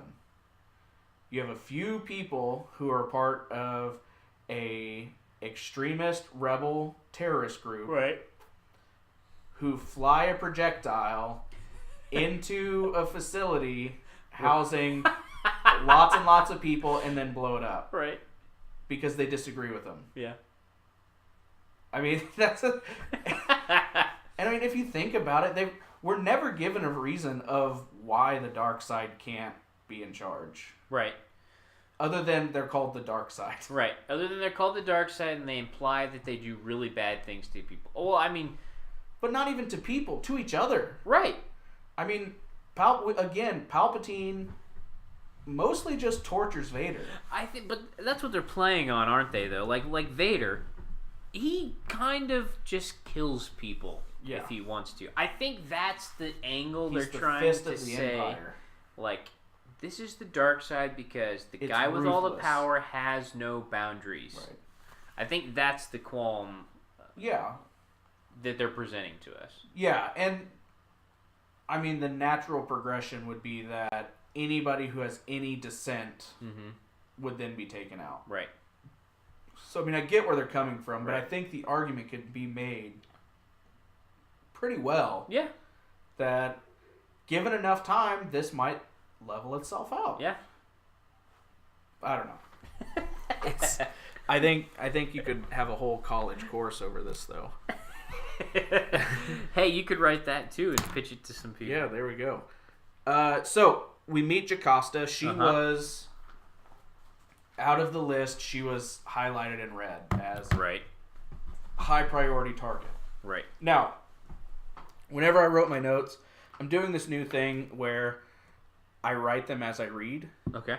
So some of my questions will be answered by myself later on. Right. But why would Jocasta be, as somebody who ran the archives, why would she be a high priority target for Palpatine? And at the time I wrote this, I believed that he wanted her dead. I don't think they really said anything, but it's a list. Yeah. It's a hit list, so I assumed. You assume you want her dead, yeah. Yeah. And that's the precedence that's been built so far in the story. So why, even though we know later on that it's not that, why would he think of her as a high priority in general? I mean... Thinking of this from Vader's point of view. At that point in the story, did it mention who she was? Like she was the archivist? Yeah. We knew that she was the archivist because the Inquisitor was real pissed about her. Right. And he wanted to kill her. Right. So you know that she has access to a lot of knowledge. So you know that there's something Palpatine wants probably from her. Although maybe it's the fact that we don't know yet that he's not supposed to kill her. Yeah. We also don't know yet that inside the archives are hidden archives. Right. Again, which is what the Jedi do, is they hide things from themselves. Yeah. Which, always makes things better. Yeah. Right? Secrets. Secrets make the world go round. Because they just present it as like a big library. Yeah. And it would be a pain in the ass to read everything. Right. But it seems like she wouldn't be that high of a priority of, we need to bring her in right now. Right. Yeah, that's definitely... I guess I didn't really realize what the archives were until this particular story progresses and you start finding out, like, oh, there's secrets with secrets and secret weapons and secret, artifacts that do weird, powerful things. Like there's this cascade of like possibilities that they kind of seem to be putting into the comics. Like they could go a lot of interesting places if they wanted. Right. But it's So the Inquisitor says, Jocasta would only let some have access to the archives. How accurate do you think he is? Well, I wrote that it's kind of this dig at the classic, like, class divisions, Like, there's the warriors, right? Because that's kind of his whole, like, thought process in that leading up to this is like, oh, we're the warriors and we fight and da-da-da, and no one questions you, and then you're up there in your ivory tower and, you get to keep all the secrets. Like, what gives you the right to do that and shut everyone else out? Right. Why are you the gatekeeper? Exactly. But I was like, anyway, so it made it seem like there's always a division, between the people doing the fighting and the people doing, the academic, scholarly research workers. Sure, the nerds, yes. The ivory tower guys. Yeah. And he wanted in on that. But you can tell from the way they portray him that his attitude is very selfish, Yeah. Like, overtly selfish. Yeah. And, from a Jedi Order perspective, I can only assume that they're thinking, why would we want to give access to all these secrets to someone who's obviously bent on their own, Yeah. So their own thing. Do you think maybe she sensed something more sinister in him? I think that that's the case. And she's also presented as like this sage-esque Jedi. It is a real Jedi move to keep secrets, though. Right. And to say, you can have them, you can't. You can't. Right. So, I don't know. I'm torn on Jocasta. Yeah. So, but she does, well, I don't know if this is where you're going or not, but she also does, she comes back to the archive because she's trying to set up a new school for Jedi. Is that what she's trying to do? Okay. And then, is this in that end of that issue? You see somebody's hand opening up her ancient cave? Or is that at the very end of this? I don't know. There is a picture somewhere. Yeah. Where I think it's Luke, because he has the yellow jacket on. Yeah. Okay, so I know what you're talking about. Okay. Yeah. I think that's later on. Okay, I was mixing things up. Yeah. Let's look at this. Yeah. Let's apply it straight to our lives in the real world. Should a government keep things from the people that they're asking to follow them? Yeah, I mean that's a tough question because I think that if you lived 100 years ago, things were a lot less globally connected, even domestically connected, right? We didn't have cell phones. We didn't have email. We barely had radio. Right. And so people just didn't need to know, and they didn't know, and you went about your life. Right. Something drastic happened, then they made the draft or told people to help or whatever. But now, I think in today's age, it kind of raises some interesting questions because if you have a government that has a lot of power and there's so many secrets that it's almost like two sets of reality, then it forces... There's no I guess it comes down to accountability is what it comes down to. And I think the more power people have, the more they need to have accountability and boundaries.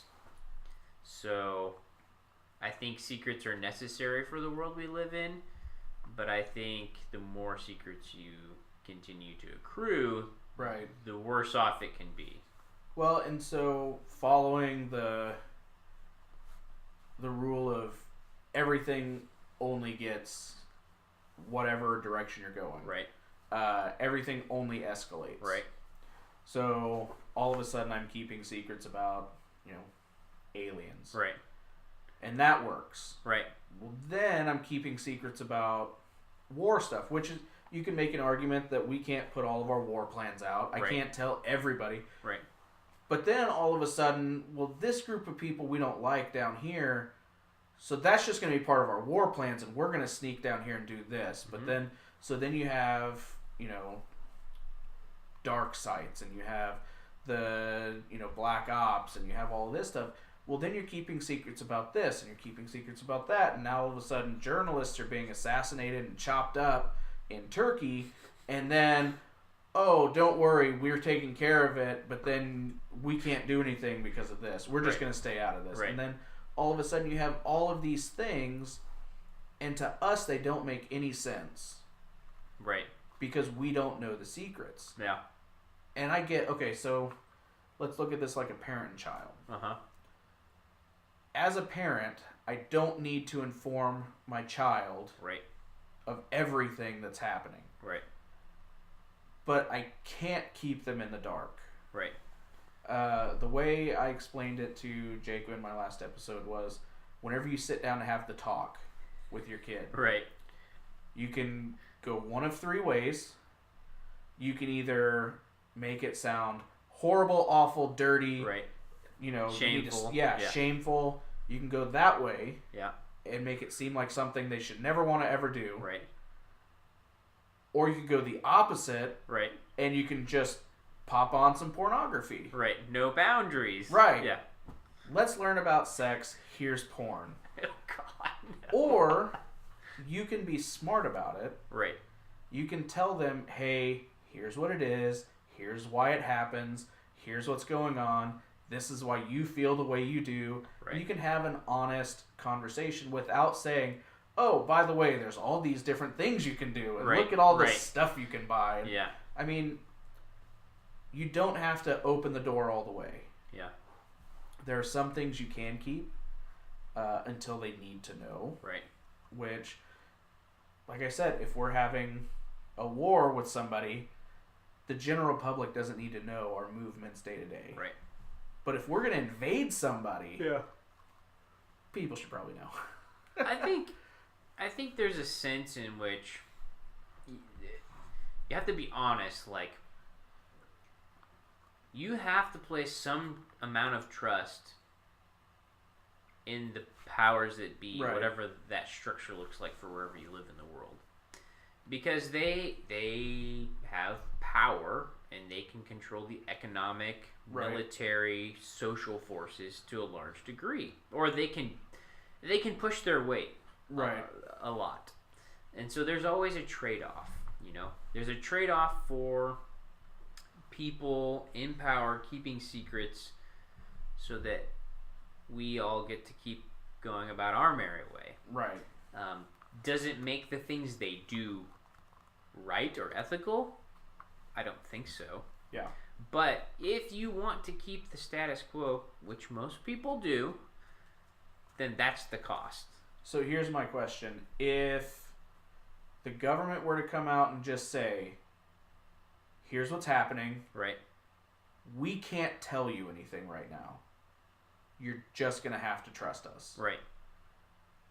Would that be an acceptable thing? To come out and say, right, we're not telling you. Yeah. We have a reason for not telling you, and then explain that reason as much as possible. Right. I think that would be acceptable to the majority of people under the power structure. I think if that were to come out, if someone were to do that now, it wouldn't be accepted.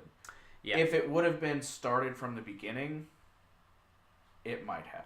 I think there's definitely a sense in which Americans specifically have trusted the government to a large degree. Mm-hmm. And I think with good reason. Like, there's a track record of the government until the let's say World War II. That's kind of when things start changing. Being fairly open about what's going on. To some extent, yeah. Yeah, I mean, I'm not saying they don't keep secrets or they didn't trick people or deceive people. Yeah. But not nearly to the scale and on the amount of things that they're doing or this day.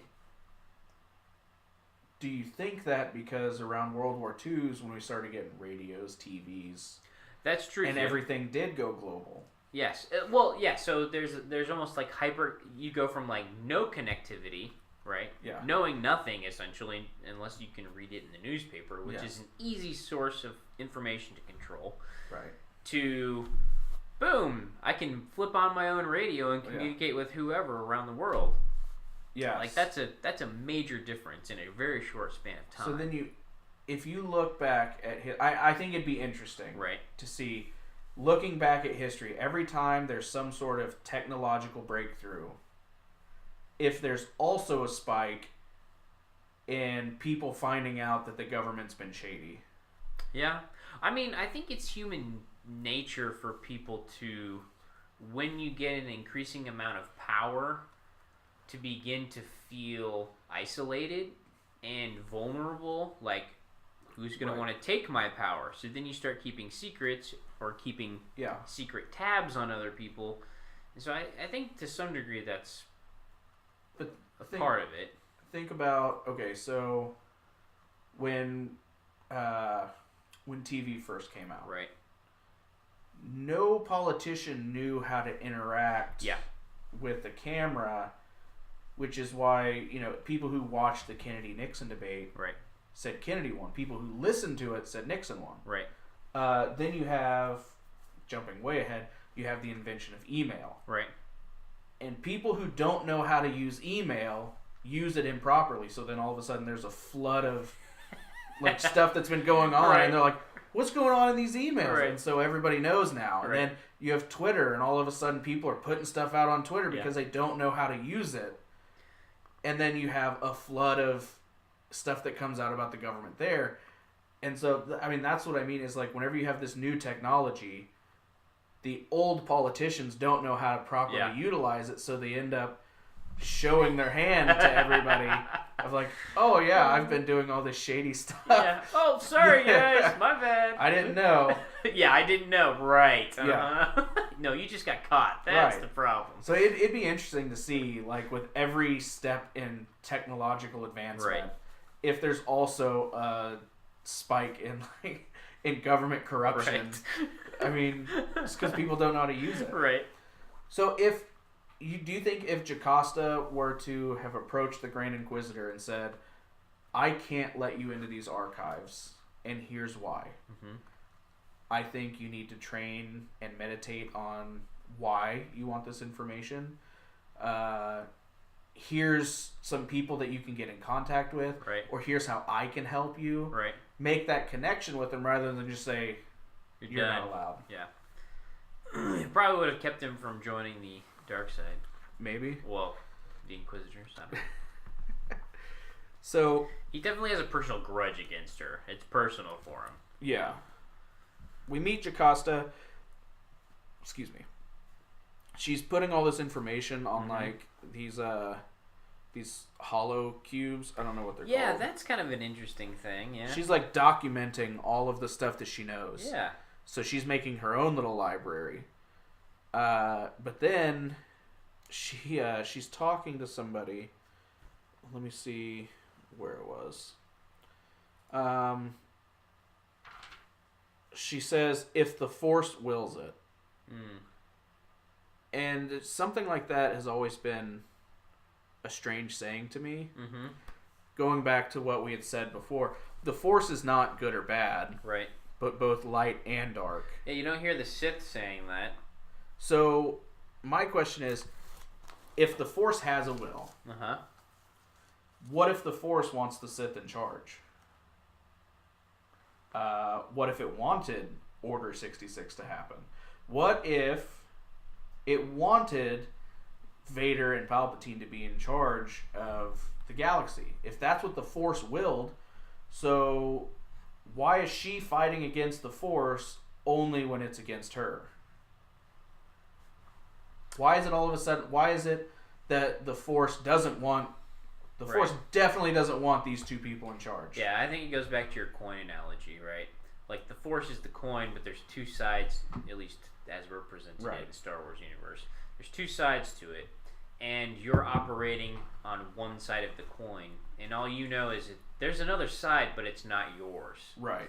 And if I can influence, or with my own volition or agency or choices, manipulate, or I don't know if manipulate's a good word, use the Force to further my side of the coin's end, then I can, I'm kind of have the picture in my mind of like flipping it right side up. So that's the one that you see, right? It's on top. It's in charge. Right. It won the toss. So from that perspective, that's what the sides of the coin are trying to do. Whereas the Force itself seems like it's trying to like spin on the table all the time, right? Yeah. It's trying to keep itself level and going. And so that's an interesting I don't know how to answer like what is the Force willing? Like can you meditate long enough to get insight on that? They talk about in episodes 1, 2, and 3 of bringing balance to the Force. Yes, exactly. The Jedi are clearly dominant. Right. And to them, that's a great thing. Right. And they keep saying things like, well, if the Force wills it. Right. Well, does the Force want one side of it to be in charge? So it could very well be that the Force said, hey, you know what? You guys are doing it wrong. Pendulum's got to swing the other way. Right. So that we level out somewhere. So then the Force did want all of that to happen. The Force did want the Sith to take over. The Force did want all of this stuff. Now, it might not have liked it because it's essentially injuring itself. Mm-hmm. But it's almost like, removing a cancer. Sure. You're not going to remove the cancer without surgery. I think it's tough, too, because it's presented as an impersonal force. Mm-hmm. The Force. Impersonal. Right. And the only way to relate to things is through a very personal lens. Yeah. And definitely the characters are very person-oriented in the story. So it's difficult to see, like, well, what does the Force want? Because the Force is an impersonal force, so it's trying to... I think, to me, it's almost like the whole yin and yang thing. Like, it's seeking to always be in a balance. It's not that it's favoring one or the other. Right.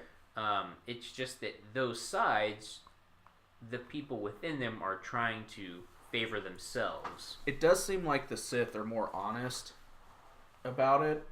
We want to take over. Right. Whereas the Jedi think that whenever they're in charge, that's balance. Right. Yes. That's exactly how it's presented. Yeah. Yeah. When we're in charge, we are bringing balance. Right. The fact that there are no Sith means that everything's balanced out. Right.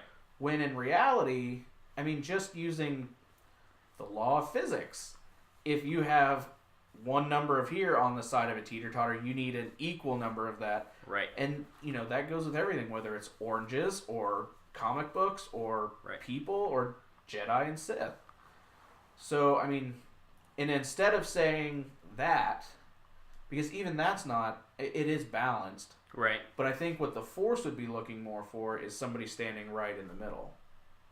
Rather than we have two radical sides that are balancing each other out. And I think that's the draw about Anakin.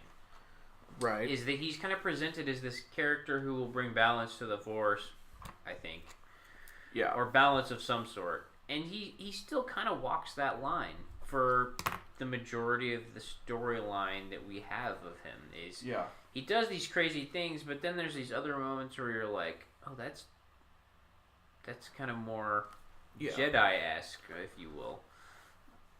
Okay, so going to The Force Awakens. Right. What if there are no teachers? If there are no teachers, that means at some point, with the purge and the destruction of all the data files, the ways of the Force would be lost. Right. Right? So, then, the people get to just make up a whole new way of doing things. Right? The whole one master, one apprentice thing is just something that somebody along the line made up. Well, that's definitely how they're presenting, in my opinion, that's how they're presenting or setting up this next movie. Is like all the sacred knowledge and all of Luke doing his thing, trying to reestablish it. Basically, just kiss it goodbye. Yeah. And now Rey is essentially on her own. Yeah. To have to figure things out. And I don't know if Kylo Ren... We're not really given that angle on Kylo Ren, but he kind of has a similar bent. Yeah, he's definitely more angry about it. Yeah. He's like that Luke face where he finds out he's his father. Yeah. So it's essentially a factory reset on religion. Right. Right? So if that were to happen, then there would be no light side, no dark side, because those were both man-made constructs. So why then do people want to recreate the Jedi Order?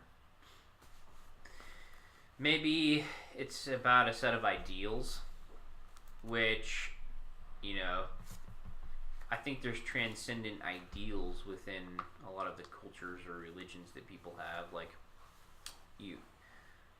kindness is almost always a virtue that's exemplified. Or, I mean, you can take the opposite, right? Like, stealing people's stuff generally tends to be, I mean, it can look different like what personal property means, but taking things, obviously, to some degree is considered, that's a no. Yeah. So I think there's, like, higher ideals going on, but they could play themselves out differently. And so would that just be played against one another? Different ideals played against one another. So what it made me think of is, say for whatever reason, the Catholic Church was no longer there. Sure. Then after a while, people would start just kind of coming up with their own new way of thinking, which is why we have so many branches of religion anyway. But that's exactly what it is, because how much of the Jedi Order was pomp and circumstance, was the religion aspect of it. You have to come in, you have to say this, you have to do this, you have to act like this. Right. These are the steps you follow that have nothing to do with what you're like as a person. But before you walk into the pew, you have to kneel down. You have to do the, sign of the cross. You have to say this once I say this. And, I mean, it's almost as if the Jedi got so caught up in the religion aspect of it that they forgot the virtue aspect of it. Yeah. That's just kind of how it's always struck me. Yeah, the Jedi definitely come across as like, here's the rules and you stick to them regardless. Like, there's no variance for context or situations. Right. But okay, that's the Order as a whole. But I think like Qui-Gon, he was definitely someone who was trying to like expand the boundaries, if you will, of what the Order says is right and wrong. Yeah, well, he openly defied him by taking on Anakin. But he wasn't being subversive or trying to use power like the Sith would. He's just trying to do what he thinks is right to help someone. And I think in his mind, he's helping the Jedi Order. Right. But how come if Darth Maul can be cut in half and survive, Qui-Gon Jinn can't be... Isn't he stabbed or something? Yeah, just because he got stabbed, he can't be alive. Great question. Maybe he is. That's part of the tinkering later on. Where on. did he get stabbed? Did he get stabbed in the heart? It looked like he got stabbed like right below his sternum, like all the way through or something. Yeah, that's not even... I mean, again, if you can be cut in half... You just burn your organs, it wouldn't... Yeah, it's all cauterized. You're not going to bleed out. Yeah. He probably lost his spine, so he might be... Yeah, but paralyzed. You can just get metal legs. That's true. Like Darth Maul. How do people die in this universe? Right. There's clones, too. You can just clone yourself. Right. It's amazing. So did the Jedi Order abuse their power?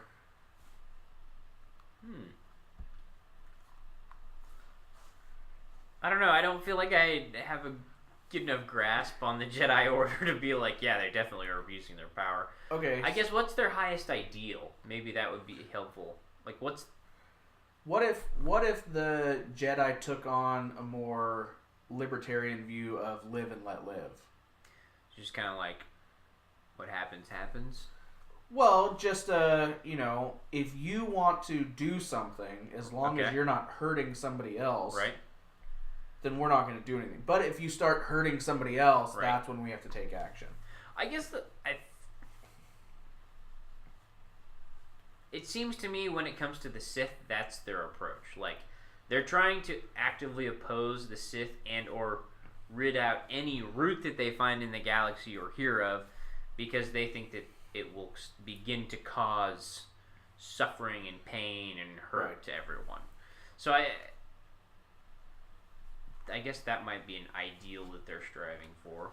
So can you I don't know, maybe a modern day example is like, we have this controversial thing going on where you're like, Islamic terrorists, and it's like they're doing you're doing everything you can domestically and internationally to try and like snip it off as fast as possible. Like, could you be overstepping your boundaries in doing that? Absolutely. Right. Are people going to balk too much at it? No, probably not, because they have a very traumatic memory linked with it. So in some sense, maybe the Jedi have trauma. This, like ongoing, like, if the Sith rise, here's what happened last time type of thing, and that's not acceptable. Sense. They just don't want it to go back to whatever that last big event was. Okay, that makes sense. I can get behind that. That was all off the cuff. Yeah. Okay, so Jocasta is sneaking into... She left her little island cave because she needed to go back to the archives and get something. And... stumbles upon... It's funny that she's going about all of this right as he meets the Grand Inquisitor. And timing. Convenient! Yeah. So... I mean, there's some conversation in there. I just skipped through a lot of pages. Sure. But to me, there was more like subtext, which we kind of covered, rather than actual storyline. Yeah. Long story short, she realizes that I need to get this piece of information, which we'll call it the Force told her. The Force told her. So she's going back to the archives. She shows up, and she Jedi mind tricks her way past some guards. Right. Comes in through a secret passageway, which, of course... Of course there's a secret passage. Yeah. Now, my question is, how come Vader and Palpatine can't sense her presence? I had this question. Can they cloak their presence? I don't know. I had this question in Vader Down as well. Vader can be on one ship. Luke can be on another ship, and he's like, oh, I sense Vader, or...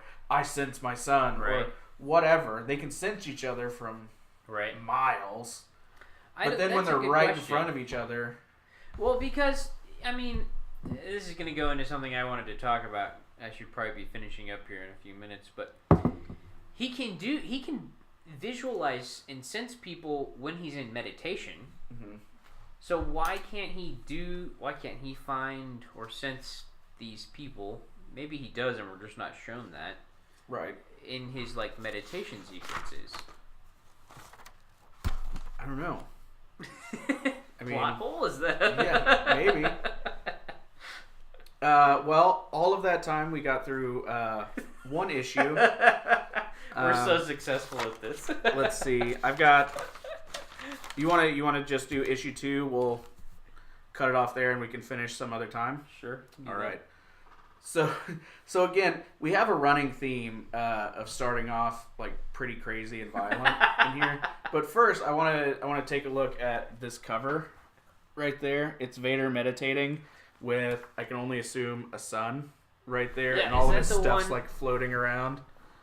Oh, you know what? I was thinking of something else, but yeah, I like that one.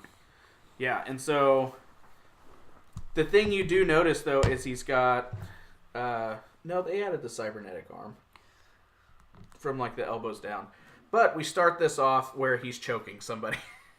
Right. Classic Vader. Yeah. What is the ultimate goal of the Emperor? Because he wants to wipe out these Jedi. Right. Or whatever with these Jedi. So if there's no one else to fight or kill, then what's he going to do? That's an interesting... Yeah, because it's not like... I mean, it seems like you have such a leg up if you're this kind of Force user, with this type of attitude, the Emperor. Right. Like, once you wipe them all out, humans will basically, normal alien creatures are going to have a heck of a hard time trying to take you down. Like, now, he does state later that if you're doing your job right, there will always be somebody who tries to fight you. Right. But it seems like the only ones that really want to fight him are the Jedi. Yeah. I mean, the rebels are led by Jedi. Yeah. For the most part. Well, and okay, here's my question. Like, if you successfully wipe out all the Jedi, won't more just appear randomly? Well, that's the Hence thing, the though. list thing? That's the thing, though, is Force user is different than Jedi. Okay. Just like Force user is different than Sith. So all these people on, like, backwoods planets who are getting the Force, I mean, essentially they're just superheroes. Right. Or they're people with powers. Right. So if I grew up where I didn't have any contact with the outside world or the outside galaxy, then all I know is that I can move things with my mind. Right. And that's it. I mean, that doesn't necessarily make me evil or good. Right. So basically what we're getting at is these backwoods people who have access to the Force or whatever are actually a more close embodiment of the balance idea. Yeah. They're just using it in whatever context or world they happen to find themselves in. So then couldn't Palpatine, by killing all of the Jedi, truly bring balance to the Force? I guess he'd have to kill himself. As long as he left every other Force user alone, which we know he wouldn't. Right. Because he's got a list. Yeah. So if the Sith don't have Jedi anymore, are the Sith evil? I mean, I guess they get to write their own rules. But I mean, okay, so if I go through and my group of people, Group A, goes and kills all of Group B, and that was my only goal. Right. Once Group B's gone, then my children, who will also be Group A, won't be considered evil because there's no one else for them to slaughter. Right.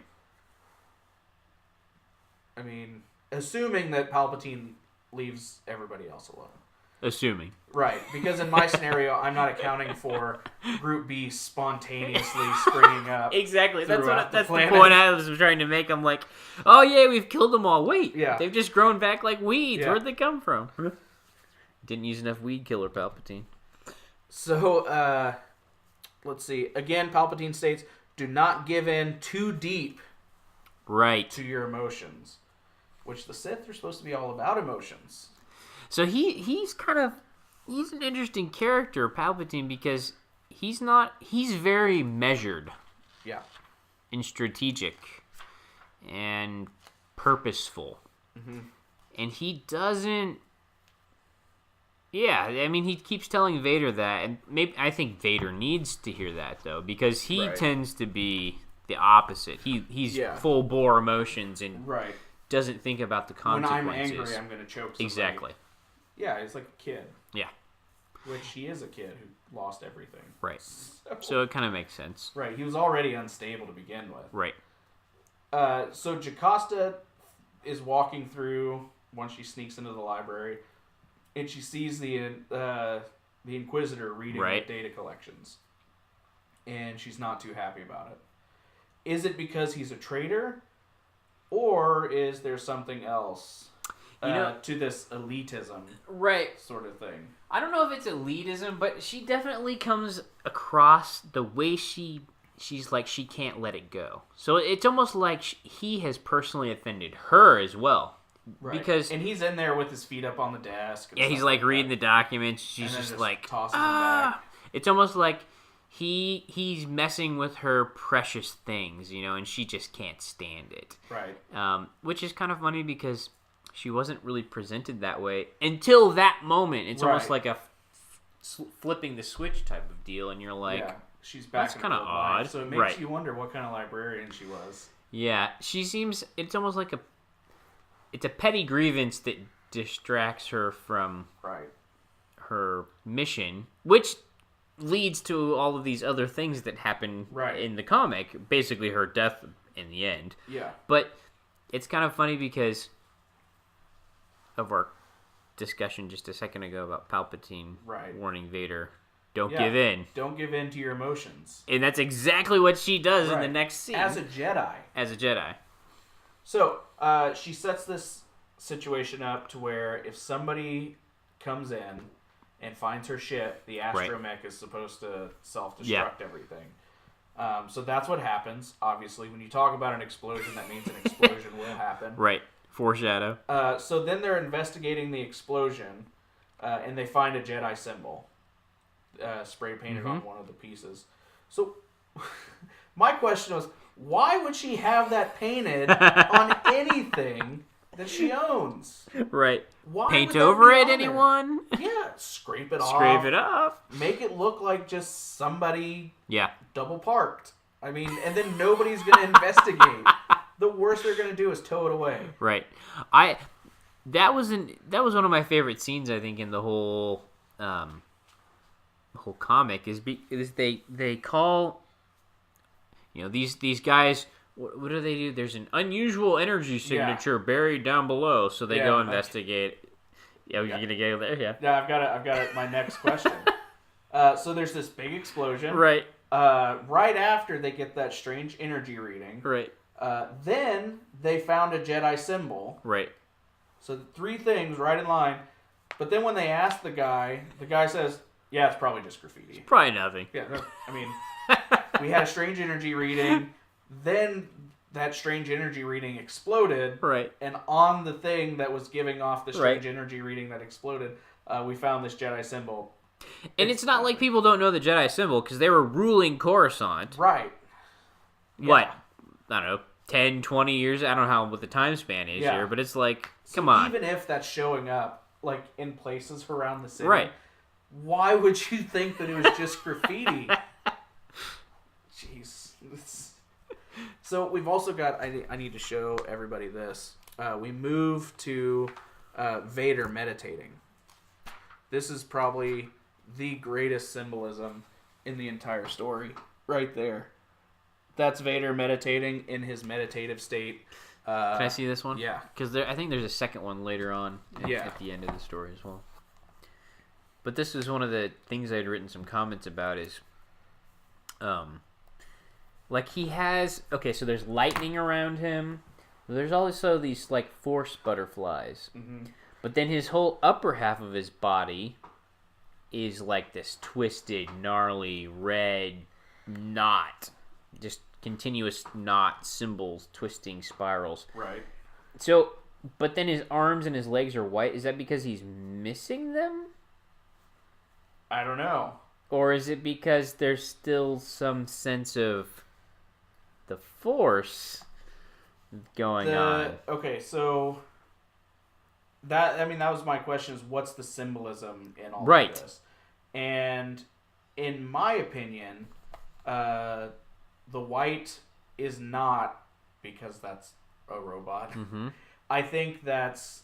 I mean, even though those parts are robotic, those are the last little bits of Anakin that are left. See, that's kind of how my take was. When he cut the guy's arms off, he said, "You learn. Right. This is how you learn." Right. Well, how did Anakin learn? He got his arms and legs blown off.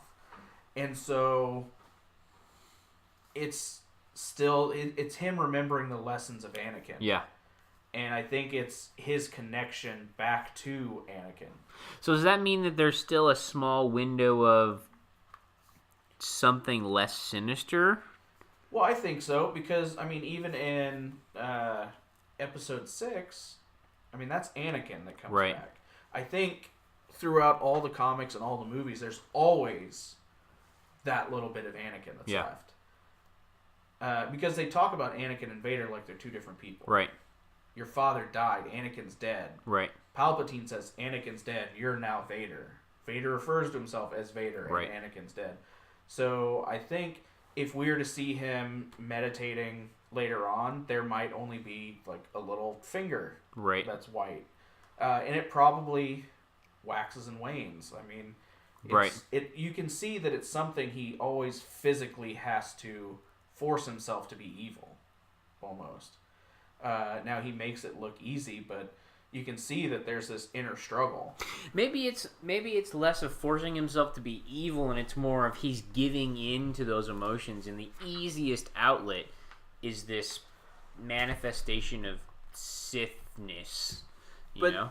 I think with Anakin, it's not easy to be evil because he still has all the teachings of Qui-Gon Jinn and Obi-Wan. So he has to split himself. And then even when he finds out that he has a son, he has to decide, do I want to... If I go full evil, I'm going to kill my son. Right. But instead, he wants to rule beside his son. Right. So, I mean, even then, you might still have a little bit of good left. Because that reinvigorated this whole Anakin part. Because that was his connection. So Palpatine tells him not to give in all the way. Right. So that doesn't necessarily mean it's connected with, like, recalling kind of the Jedi, the light side of the Force. Right. But for Anakin particularly, that's might be what the check is. Yeah. To keep him from going because all the way. Because his emotions are what made him who he was. That's what made Padme fall in love with him. That's what made them create their child. That's what got him into every situation he's ever been in, good or bad, has been his emotions. Right. And so, yeah, I could see why Palpatine would say, don't give in to your emotions that much. Don't go, like, full head-on into your emotions because then you're going to get lost. Well, get lost in what? Get lost in the dark side because you want him dark side. Right. What you want is him to hate his emotions. You want him to hate himself. You don't want him to fall back into, well, I used to love people. Right. Because then all of a sudden... Then it brings some other things up. Right, because not all emotions, no matter how deep you feel them, are bad. Right. He wants him to only feel the bad ones. Yeah. But even then, those bad ones will remind you of the good ones. Right. You can be angry that your mom died, but then you're also going to remember in that same instance why you're so angry that your mom died. Because you loved her so much. So back into here, they call Vader in, and I love how he's still an unknown. People don't know who he is. So the guy... That's hilarious. The guy says, we're finished with our preliminary investigation. Do you have a rank? I'm not sure if I should address you Darth or... And he just goes, Lord. He goes, fair enough. That was one of my favorite things, though. He's like, as they're chatting, it's like they're in the background and the ship's in the front, in the foreground. And then, in one panel, it's these little pieces all over. The next panel, they're somewhat assembled. And then the next one, they're almost all together. And the next one's like this fully formed ship. Right. And they're all like, And all the while, the guy's talking crap on him. Like, listen, I'm in charge. I invited you here as a courtesy. That's the only reason you're standing here. This ship doesn't mean anything. We don't even know what it is. Or they didn't even know it was a ship. Yeah. Because those guys that saw it died. And so Vader's just like, you're wrong. This is what it is. Yeah. And in the background, you can see he's like assembled the ship in a loose configuration. Even the astromech, he's got put fairly together. I love how it's another connection to how Anakin, or the Anakin, builder, mech, racer, ship guy. Right. So Vader sends the security force out. Yeah. Knowing that Jocasta is in the library. Did he send him to the wrong place on purpose? Where does he send them? He just says, go check this place over here, and then he walks straight to the library. Yeah, but then they call up the clone troopers, don't they? Yeah, but he's got them all outside searching for her. That isn't... And then he tells him if you see her, don't get involved. Yeah. Because Palpatine has said... He wants her alive, right? I want her alive, but you're not allowed to tell anybody, even the Inquisitors, why I want her alive.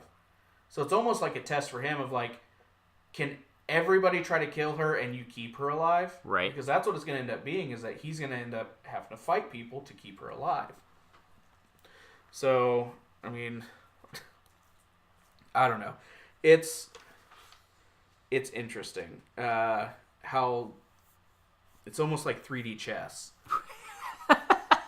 Because you want her alive, right? Because she's got this, but then you're purposely leaving people in the dark so that they will try to kill her, right? So that Vader, who loves killing Jedi, will now have to protect and save a Jedi. And not only that, he sends the Grand Inquisitor, who has a personal grievance and wants her dead, right, to the place he knows that she's going to show up. Yeah. So Jacosta's walking through. She finds her secret library. She gets her holochip, and this holochip has every known person, not just Jedi, but every known person and their family lineage of who's been Force sensitive. And whenever she sees the Inquisitor, again, reading and disrespecting the library, is that her giving in to the dark side? It would seem like the Jedi Order would say it is. Because she let her emotions, because she's even telling herself, just let it go, just let it go, just let it be, leave it alone, you've got what you're coming for. And think of how different everything would be if she would have just done that. Exactly. I mean, Vader knew she was there. You know what, she should have gotten the lightsaber gun first, and then just blasted him from the staircase, and he would have no idea. Yeah. So this is why absolutes in your beliefs are so dangerous, because here you are judging people for following a certain set of ideals, but then you just did what you claimed them to be guilty of. But at the same time, she just proved the example of why they're holding those ideals so strongly, because if she would have followed the ideal, she would have probably walked away and gotten away with whatever she needed to get away with. Yeah, in this instance, though, but this is just an instance of her being mad that somebody's reading a book. It's petty. I mean, yeah, you could also be mad that Anakin was going to go slaughter a bunch of children. Right. And then had to have taken action. So, but yeah, and in fairness, he is being very disrespectful. Just throwing him behind right. But yeah, that's how this issue ends, is her jumping on the desk saying, "Get your filthy hands off my books." Which then leads me to believe that maybe the Inquisitor wasn't all that wrong. Right. That maybe she was kind of exclusive in who she let in. But again, I don't know what she could sense. And we'll find out later that she kind of just didn't even remember this guy. Which I don't know how you forget, but I guess she sees weird things all the time. Right. But, alright, man. Well, I'll let you go. This has been the Comic Rundown. We will try to finish issues 3 through 6 later. Everything went kind of long because we got metaphysical in a lot of the stuff. It happens. But yeah, we'll try to get you back here pretty soon. Sounds good. Make sure you guys check me out on Instagram and Facebook and on YouTube at The Comic Den. Also, remember you can go to teespring.com/store/The Comic Den to pick up some Magnus merch. And until then, we'll see you guys next time. Peace.